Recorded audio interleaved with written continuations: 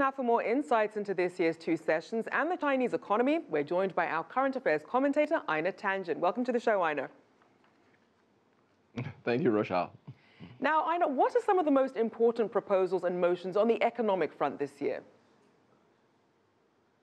Well, I think you have to look at it as a balance. There's going to be a number of changes coming along in China, especially as regards to the property tax, which they're hoping will address some of the issues that have to do with the kind of bubble that has come up in real estate.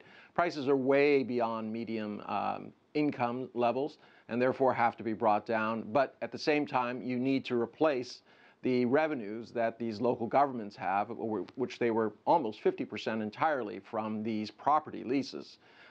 There's also probably going to be an address at inheritance tax. This will kind of smooth out some of the inequalities that have developed over these many years as people have gotten very wealthy. As you mentioned earlier, there was 200 people who represent about 500 billion renminbi. So these types of things are the ongoing part. Yes, SOEs, debt, both government and private, banking sector reform, these are also going to be very important. I think some of the ways that they're going to address them is through, by leapfrogging a lot of the current mechanisms that you use in the economy, like banks, and going more towards internet, new innovative ways in which to get it. If you start looking at Alibaba's bank and Tencent's bank, they've already gotten 40 million users. And their ability to write a loan costs them just a few yuan versus maybe 2,000 yuan for a traditional bank. So you're going to see a lot of changes. Now, you mentioned a number of things. So in terms of the most imminent issues, though, facing the Chinese economy, what stands out? Well, obviously, there's this issue of outflows that's there, SOE reform, issues and uneven economic growth, especially in the northeast of China. Banking reform, these are the things that I think really they have to address very, very quickly.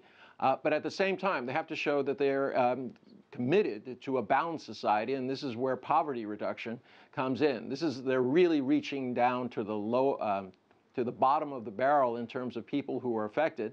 A lot of this is being addressed by one-on-one counseling with poor families, moving them out of areas where it is unsustainable and to areas where they can in fact get jobs and prosper.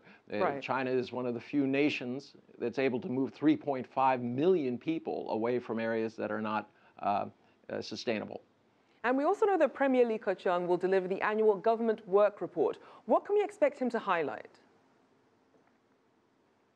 Well, it's going to be a continuation of the same. I mean, the whole point about China is that it's very much a planned economy.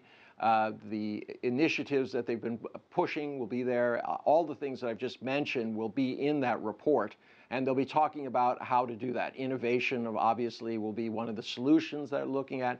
These new registrations, social capital scorecards, these are the types of things that are going to help, I think they think are going to help them push into the next economic stage of what China is looking for. Obviously, there are transition issues. Economics are looking a little bit better, as has been mentioned. Trade has been up, imports have been up. Now, in terms of companies, how would you characterize what they could be expecting given the current business environment there?